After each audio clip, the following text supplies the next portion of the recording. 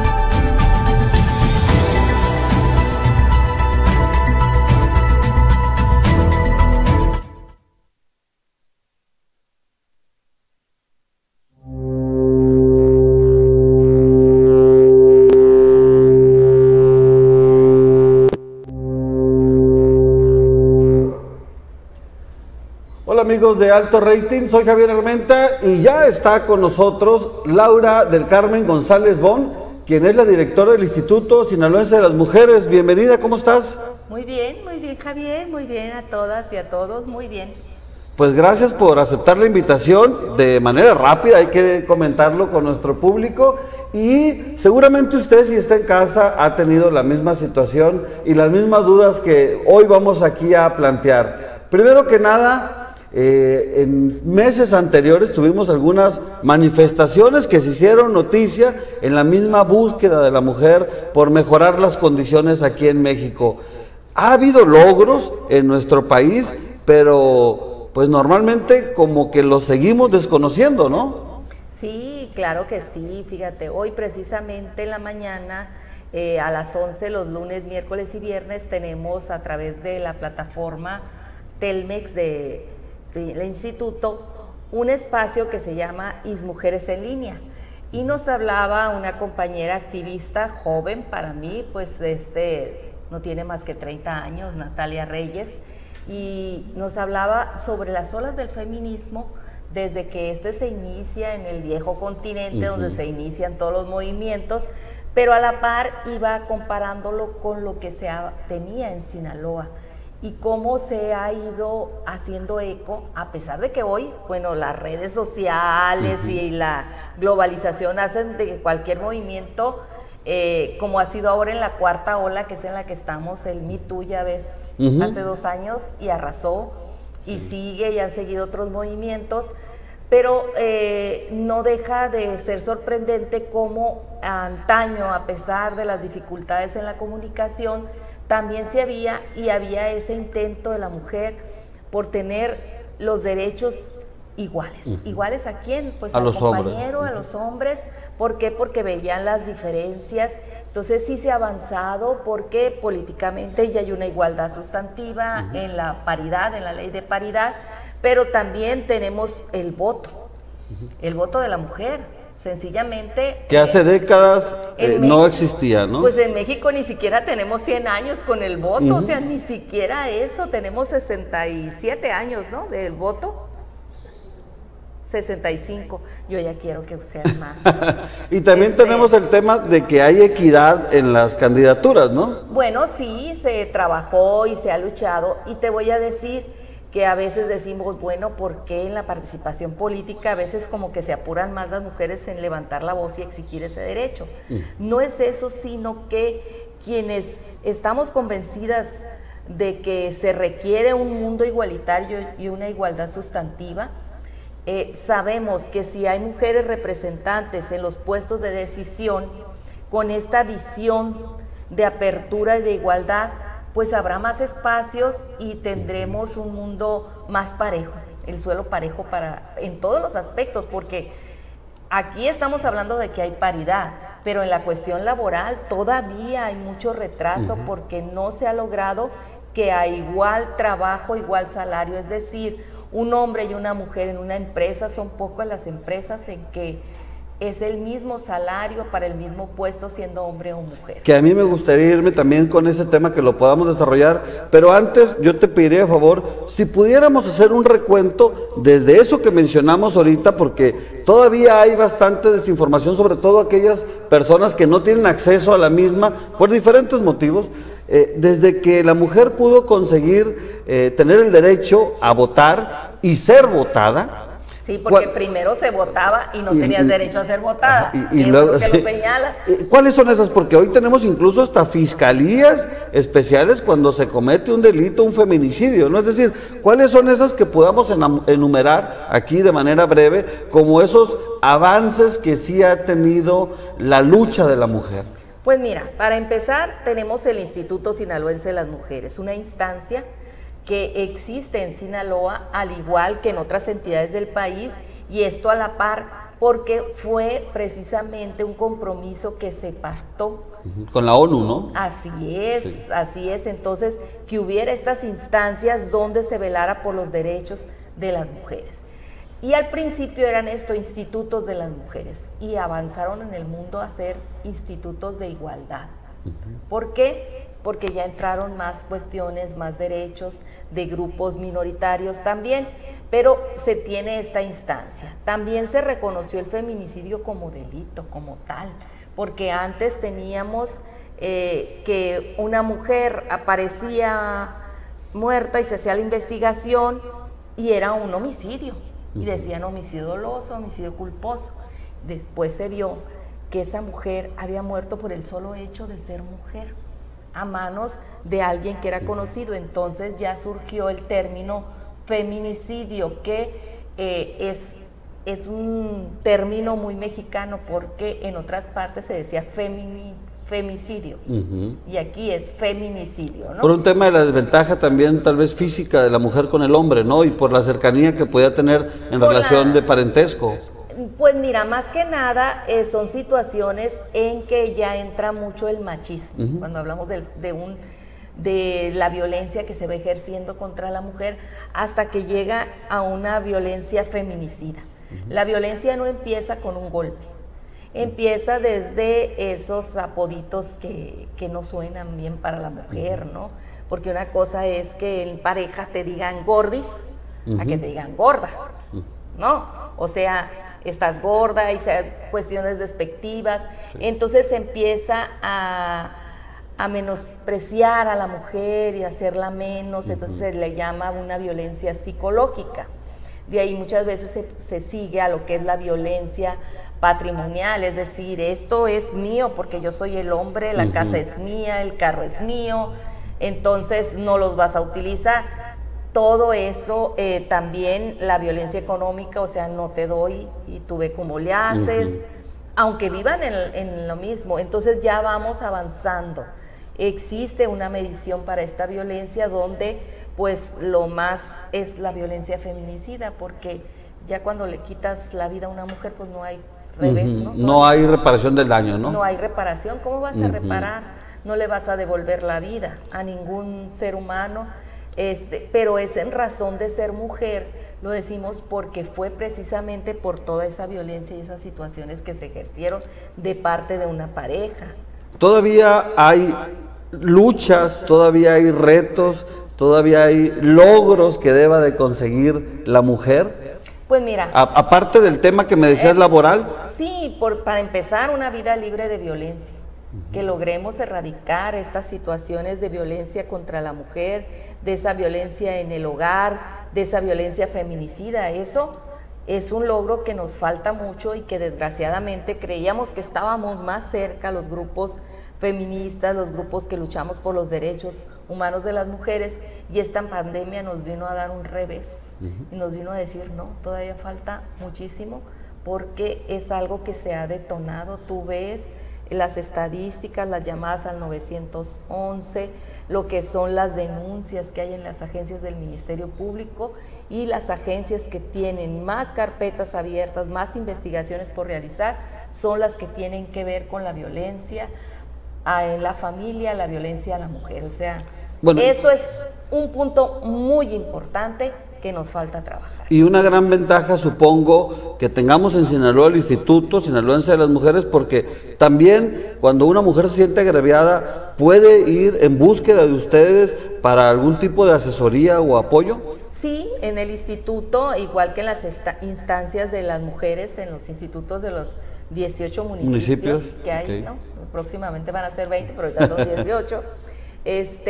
Se brinda una asesoría gratuita y una orientación jurídica y el apoyo psicológico. ¿Por qué psicológico? Porque la mujer, cuando ha pasado por estos tipos de violencia, tiene que recuperarse, empoderarse, le denominamos nosotros, porque es precisamente devolverle la autoestima, que nuevamente sepa el valor que ella tiene como ser humano.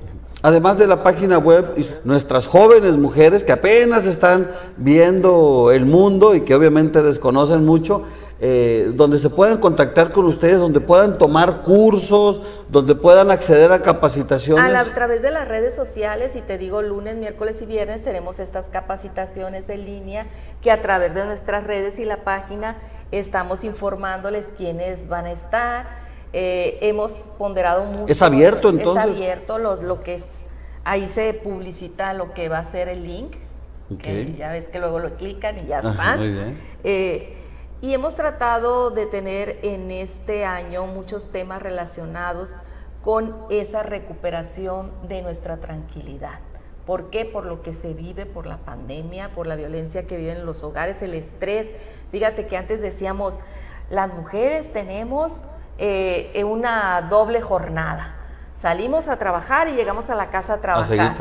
Y ahora resulta que trabajamos en la casa por el llamado home office, y luego pues tenemos que hacernos caso de la casa, y además somos maestras de 2 o 3 hijos que tengamos, o sea, tenemos que tener diferentes niveles, porque todo se carga, y esto es lo que hemos hecho mucho el llamado. O sea, se han incrementado, como no tienes idea, las llamadas y las atenciones psicológicas por el estrés que siente sufrir la mujer y que lo sufre.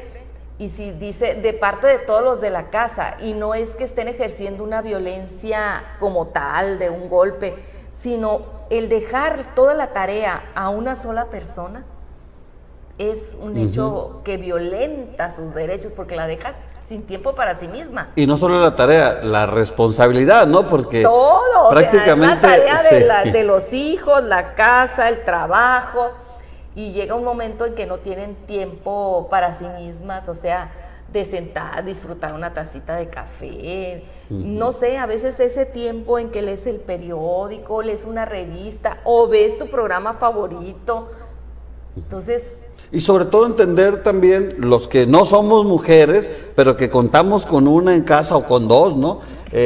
Pues que también tienen necesidades diferentes, ¿no? Es decir, la tarea es de todos, sí, en el hogar, todos vivimos ahí, todos tenemos una responsabilidad. Sí. Y entender, ¿no? Que pues tiene que también, es una persona que siente que tiene que desestresarse con los temas que le gusten a ella, ¿no?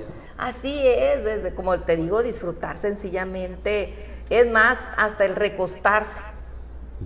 Yo he tenido contacto con amigas o gente que conozco de mujeres y sobre todo las que tienen niños que están en el kinder y primaria, que dice que se sienten agobiadas, que no tienen tiempo de nada, dice, o sea, de pronto me veo que desperté y ya es la hora de que todo el mundo va a dormir y yo todavía no me puedo ir porque todavía tengo cosas que hacer. Y les digo, repartan, porque también como que es una cuestión cultural que nos ha traído también esta cultura patriarcal de creer que las mujeres somos responsables de todo y que tenemos que ser las supermamás, las supermujeres. No, somos mujeres.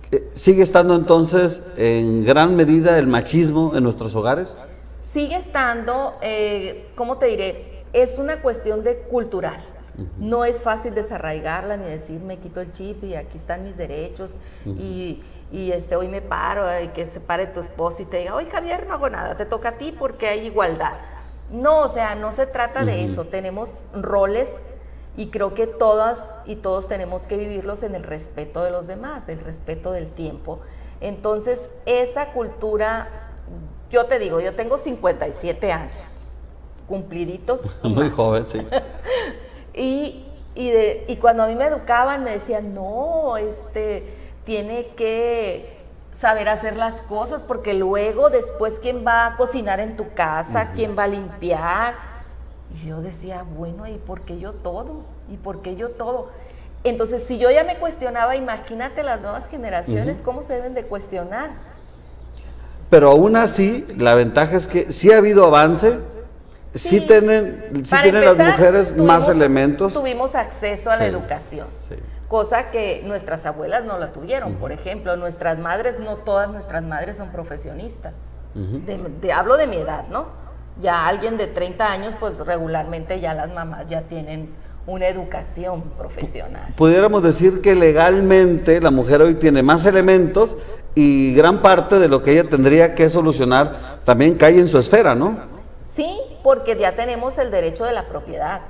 Estamos hablando que antes, si tú eras hija de ejidatario, tú no heredabas una parcela, la heredaba el hijo varón. Y si no había hijo varón, el varón más cercano en la familia puede ser un sobrino o algo. O sea, tenemos derecho a la propiedad. Y te estoy hablando que ese derecho no es de 100 años, es de menos tiempo de que tenemos ese derecho de propiedad. También las casas quedaban a nombre del marido. No podían quedar a nombre de los dos. Digo, después ya avanzó. Yo me acuerdo que cuando se casaron mis padres, la propiedad era mancomunada. No podía ser de uno y del otro. Sin embargo, ya cuando a mí me toca casarme, eran bienes separados. Mi casa es mi casa y está a nombre mío. Ahora, para que lo entienda también nuestra gente que nos ve, este es un órgano que se creó con la finalidad de que tuviera cierta dependencia en torno a el resto de los poderes, ¿no? Es decir, ustedes también cuando consideran que hay que levantar la voz, pues tienen esa dependencia, ¿no? Para hacerlo. Mira, el instituto se creó formalmente en 2000, en el 8 de marzo del año 2000. Tenemos 21 años 21 prácticamente. años, ¿no? Entonces, bueno, tiene su personalidad jurídica, depende de la Secretaría General de Gobierno, está ahí, ahí está. Pero... y esto te digo, en esta misma semana va a haber un foro hacia las mujeres que queremos, o sea, que las mismas mujeres digan qué se quiere. Y el mismo se ha dicho, pues, que si se quiere que sea autónomo, que si en otras entidades es secretaría. Entonces creo que las mujeres tenemos que discutir bien, o sea, qué queremos de este instituto. Este instituto es para velar por políticas públicas a favor de las mujeres. ¿Esto qué significa en palabras llanas? Que usted que está ahí en su casa y de pronto dice, pues yo tengo problemas en cuanto a que yo estoy sola, porque hay mujeres que se fue el marido o no cumple la responsabilidad y tengo que dar de comer. Bueno, pues nosotros vemos que en la dependencia que corresponde también le brinden a usted un apoyo de ese tipo, porque son apoyos que se brindan a la sociedad, ¿no? Okay. Entonces, sí ha habido avances. Un avance muy importante fue sin duda el que se dio a finales del año pasado, en que se dio esta certeza de que las candidaturas eran 50 y 50. Aunque la finalidad no es entrar en el tema político tampoco, sobre todo porque estamos en un proceso electoral, yo te preguntaría, ¿se cumple en Sinaloa ese precepto del tema de equidad ahorita en las candidaturas? Pues mira, la discusión, y esto se ha dado en los grupos de las colectivas, es de que no se cumple en cuanto a que los municipios más grandes no están candidatas mujeres totalmente.